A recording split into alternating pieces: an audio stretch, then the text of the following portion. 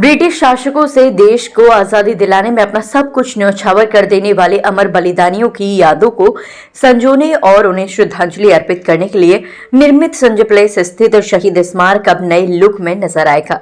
जी हां, अमर बलिदानियों की गाथा पर तैयार किए गए लाइट एंड साउंड शो को अब यहां नियमित रूप से शुरू किया गया है। यहां हर दिन 20 से 22 मिनट के 2 शो होंगे। मंगलवार को प्रीमियम शो से शुरुआत हुई, जहां मंडलायुक्त आगरा शैलेंद्र सिंह, प्राधिकरण उपाध्यक्ष अरुण मौली और भाजपा विधायक पुरुषोत्तम खंडेलवाल ने शहीदों की याद में बनाई गई डॉक्यूमेंट्री देखी और उसके बाद संगीत की धुन पर डांस करता वाटरफॉल देखा।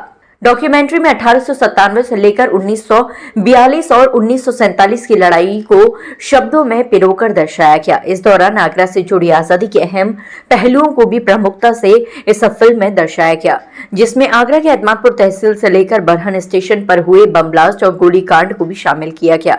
तो शहरी क्षेत्र में 12 भाई गली, मोती कटरा, नूरी दरवाजा और हांडी कांड भी शामिल किए गए, जिसमें आगरा के कई स्वतंत्रता सेनानियों ने हिस्सा लिया, जिसमें सेठ अचल सिंह, कृष्णदत्त पालीवाल सहित तमाम लोगों के आजादी में योगदान को याद किया गया।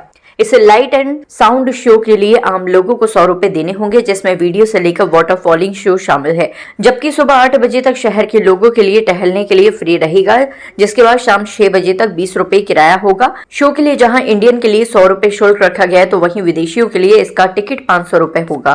देखिए, जो शहीद स्मारक पार्क है, जिससे जो हमारे तमाम स्वतंत्रता संग्राम सेनानी हैं उनसे जुड़ा है, स्वतंत्रता आंदोलन का हमारा पूरा अभियान कहीं न कहीं इस स्थान से जुड़ा हुआ है, क्योंकि कभी यहाँ सेंट्रल जेल हुआ करती थी, बाद में इसको डेवलप किया गया। तो इस स्थल का हमारे जो इतिहास है उससे इसका जुड़ाव है और आज हम लोग बहुत ही अच्छा महसूस हो रहा है कि जैसा यहाँ के लोग बता रहे हैं कि एक जलाव घर के रूप में डेवलप हो गया था, लेकिन आज यहाँ इस स्थल को पूरे बेहतर ढंग से डेवलप किया गया है। न केवल लाइट एंड साउंड हो, बल्कि नीचे पार्किंग की व्यवस्था दी गई है। जैसे संजय प्लेस में जो लोग भी आते हैं उनके लिए एक पार्किंग का भी स्थल यहाँ उपलब्ध हुआ है और निश्चित रूप से इस स्थल पर आकर हम अपने उस जो स्वतंत्रता संग्राम सेनानी है, जो शहीद है हमारे, या जिन्होंने इन जेल में आत्मा सही है, उनके बारे में इतिहास की हमें जानकारी होगी, क्योंकि कहा जाता है कि जो अपना इतिहास भूल जाते हैं खुद इतिहास बन जाते हैं। तो अवसर होता है कि हमको अपने इतिहास को याद रखना है, क्योंकि भूत में जो भी गलतियां हुई हैं वो दोबारा गलतियां ना हो और हमारा देश तरक्की करे। इसके लिए जरूरी है कि हम अपने इतिहास को याद रखें और उस दिशा में एक बेहतर कदम है और इसके लिए मैं प्राधिकरण को, उनकी पूरी टीम को बहुत बहुत बधाई देता हूँ। शहर के बीचों बीच है, हाट कहा जाता है शहर का, पब्लिक को अट्रैक्ट कर पाएगा। निश्चित रूप से देखिए, जैसा हमने बताया कि यहाँ डलाव घर के रूप में डेवलप हो गया था और आज आप देख रहे हैं कि एक पिकनिक स्पॉट के रूप में इसको डेवलप किया जा रहा है और इसके लिए हम लोग इस तरह से योजना बनाएंगे कि आगे भी ये अनवरत चलता रहे। इसके लिए हम लोग आगे इसकी प्लानिंग कर रहे हैं और निश्चित रूप से इसको हम लोग इस रूप में मेंटेन रखेंगे। आज शहीद स्मारक पार्क का शुरुआत है लाइट एंड साउंड शो का। सुबह 8 बजे से 2 बजे तक टिकटिंग लगता है, नॉर्मल टिकटिंग है 20 रुपए का। उसके बाद लाइट एंड साउंड शो के लिए 6 बजे से लाइट एंड साउंड खत्म तक इंडियंस का 100 रुपया और बाहरी फॉरेनर्स के लिए 500 रुपया। अगर मान लीजिए तोप से पूरी स्कूल का बच्चों के अगर आ रहे हैं, स्कूल आईडी दिखा रहे हैं, उन लोगों का 50% छूट भी देंगे एंड बल्क बुकिंग के भी हम लोग छूट देंगे। कितने शोज यहाँ हुआ करेंगे? 2 से 3 शोज हुआ करते हैं। अभी पूरा हिंदी में होगी, 3 महीने अगर अच्छा चल रहा है तो फिर इंग्लिश में भी हम अगर डिमांड के हिसाब से इंग्लिश में ऐड करेंगे। मैं जब पहली बार विधायक बना था, ये तो मेरा दूसरा टर्म है, तो मैं इस स्थान पर जब आया था तो यहाँ पर 4-4 फुट की झाड़ियां थी, यहाँ आना मुश्किल था, जब गंदगी का साम्राज्य था। और विकास प्राधिकरण ने बहुत मेहनत की है, बहुत अच्छा प्रयास किया है। मैं विकास प्राधिकरण के अध्यक्ष हमारे कमिश्नर साहब, डीसी साहब, इनको बधाई देता हूँ कि उन्होंने आगरा के लोगों के लिए एक अच्छा स्थान बनाकर दिया। पहले अच्छा था ये, लेकिन शुरुआत में हो गया, उसके बाद खराब हो गया। आपको भी मालूम हो, आप भी शहर के हैं, जिस जगह बैठे हुए हैं ये नशेबाजों का अड्डा था और आज देखिए कितना रमणीक स्थल बना है।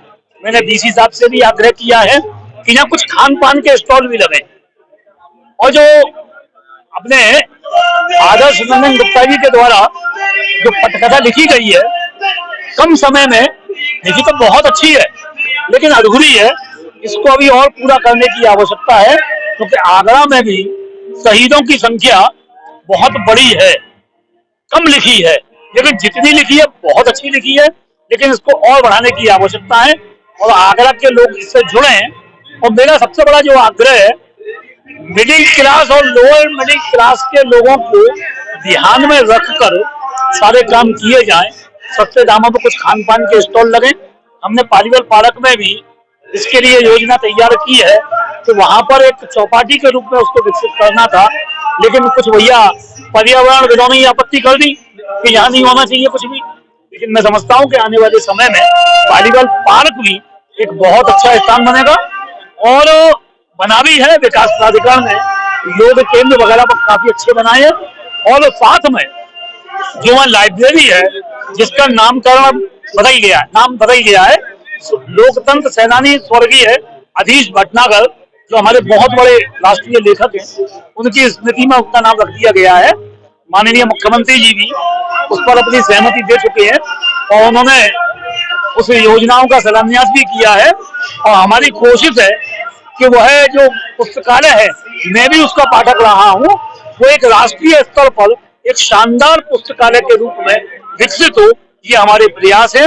आगरा में तीसरा हमारी विधानसभा क्षेत्र में एक नगर वन डेवलप हो रहा है बूढ़ी के नगला पर, वो भी एक विश्व स्तरीय स्थान होगा। और हमने माननीय मुख्यमंत्री जी से मांग की है, सैद्धांतिक रूप से उन्होंने सहमति दे दी है।